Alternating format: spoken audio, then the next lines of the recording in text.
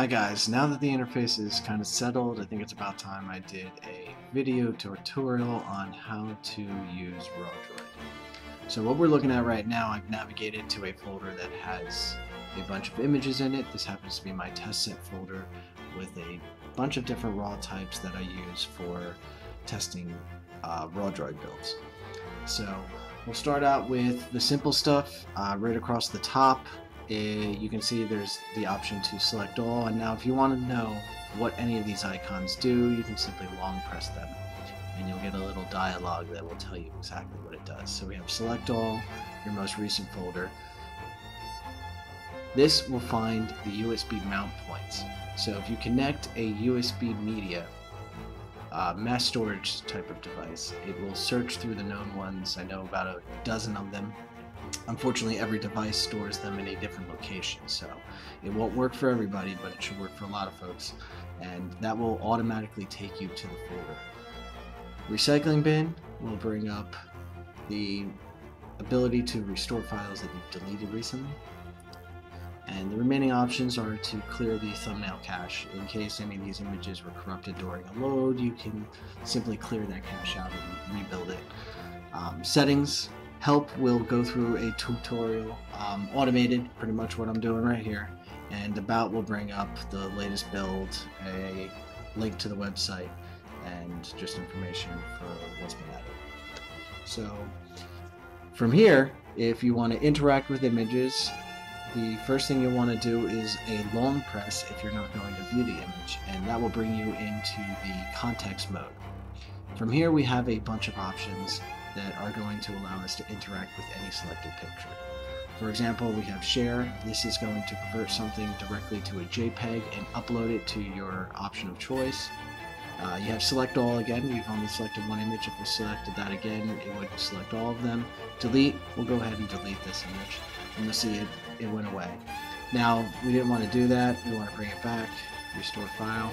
There we go, we got it back. Let's go back into the selection mode to talk about some of the other functions. We have rename, and any of the selected items can be renamed. You can see there's currently two options. I'll be adding some in the future. And you can go ahead and rename all your items to whatever you wish. So back into selection mode. Say you wanted to select two items, you just keep selecting. Once you're in the context mode, you can keep selecting. Say you wanted to select a sequence, you didn't feel like hitting each item. If you long press the final item, you'll see that you selected everything along the sequence here. Some of the other options we have are import images. So if you use a media device and you connect it to your tablet, you can import those images to your local device. Export thumbnails will go through all of the images and extract the thumbnails and put them in whatever folder you choose. Last used folder, as we just mentioned, we'll go to the most recent folder that you use. The find USB mount is the same difference that we just explained, and we'll go to that. We'll go into further detail on that in a second. And the rest of the items we've already covered. So, if we'll step out of the context mode to get into a view mode, you'll see we just brought this up into a full view. You can see the interface has gone away automatically. If you want to bring it back up, you just click once and it'll stay there. If you want to go to a 100% view, as in pixel for pixel, you can just double tap and you'll see that we went pixel for pixel there. Some of the other options that we have available, you can see shares here also. There's an edit option. If you go ahead and you click this, it'll give you any edit options that you have on your device. Currently, RawDroid is not editing within the app, although that will be added in the future. So in this particular case, the photo editor itself in Android has the ability to edit JPEG. So this would convert it to a JPEG and send it over to the editor for you to modify. We're not going to do that right now. If you want to delete, you have the option to delete here also. The recycling bin will also be accessible here. If you want to take a look at the XMP, you can bring up the sidebar here. Now, you'll notice that you have the picture still on the side, and for anybody familiar with XMP, this is the XMP label, which Adobe's standard is to have colors for that, and you can see the colors there. XMP rating, and this is the keyword here. So for keywords, I have this default of just a bunch of geographical locations. just to show how it works. If you want to import your own keywords, it's designed to import tab delimited files, the same exact type that would be exported from Lightroom. So if you want to bring something like that up, you can go ahead and go into settings. And you'll see right here we have import keywords. When you click on that, it's going to ask you where your keyword file is, and you're just going to go get it. So at some point, transfer it from your PC to your tablet, and you'll be able to import your own keywords. While we're in here, we'll talk about some of the features that are in the settings. You can see you have some options for the recycling bin. Recycling bin can be turned on or off, and the size can be changed. Obviously, 50 megabytes is very small for a raw image, but if you up it to the maximum, which is currently 500 megabytes, that could be up to 6% of an 8 gigabyte device, so be careful. And then the delete confirmation. Delete confirmation comes into play if you turn the recycling bin off, or if you have a delete that actually exceeds the recycling bin, because that's going to be directly deleted. So anytime that occurs, if you have the delete confirmation on, it will just warn you that things are going to be permanently deleted at that point. Last set of options are the view options. Within the gallery, we have a few filters that you can apply. So as of right now, I'm showing generic images. If you shoot in RAW and JPEG, but you don't want to see the JPEG, you can turn off the show generic images. Show XMP files. If you're creating the XMP files, you want to make sure that they're actually sitting there next to the file. Go ahead and turn that on. And then the unhandled files will just show anything that RawDroid doesn't know how to handle. For the viewer, you can automatically display the interface when the image changes. So that interface automatically disappears. If you don't want it to automatically disappear, you can have it not show up at all until you click on the image to bring it up. And that's that option right there. And then the last option is always show navigation. So if we step back, you'll notice that while this interface is up, we have navigation. Normally that's going to disappear. So right now I have it set to always show. So if you want to change images, it's fairly simple. You just start dragging here, and you can skip back and forth through the images.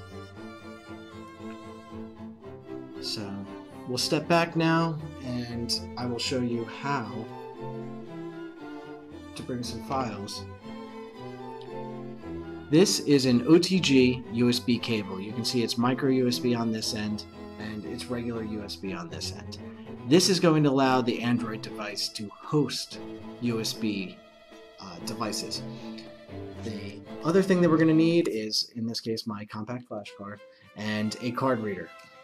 These two items together probably cost about $10 on Amazon. You can find them anywhere where electronic gadgets like this would be sold. So we'll go ahead and set up our contraption. This guy is going to get put together. Go ahead and plug him in here, and you'll see we're getting some green lights here. You'll see in my case this thing stick mount popped up. Now the reason for that is Nexus devices don't by default allow mounted media, which is this here. So I had to root my device and I had to install a stick mount. Unfortunately, for whatever reason, Google disabled that. It's a feature that isn't available in many devices, but I had to root in order to unlock it on this one. So now that I have that, I'm going to take advantage of this new feature here, and USB is now going to search. You can see it immediately took me to this device, the base folder on here. The typical Canon folders, you can see, you drill down into it, and here's some pictures from my latest trip to Snow Monkey Park in Japan. So that's how you can load from USB. This is the recommended way to load. It's way faster than tethering from a camera, and there are limitations to tethering from a camera. So for the last demonstration, we'll show you how to tether a camera. So once again, we're going to need our OTG cable. We're going to plug it into a USB cable that's already connected to the camera, typical connection. And we're going to go ahead and plug this guy in. And I already have RawDroid set to intercept by default the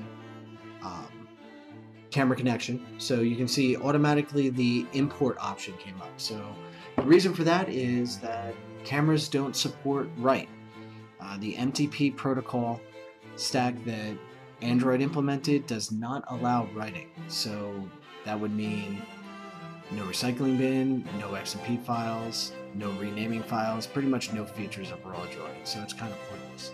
In that case, I implemented that you would simply import onto the local device, which means your local device needs to have more storage than your camera card has. So keep this in mind.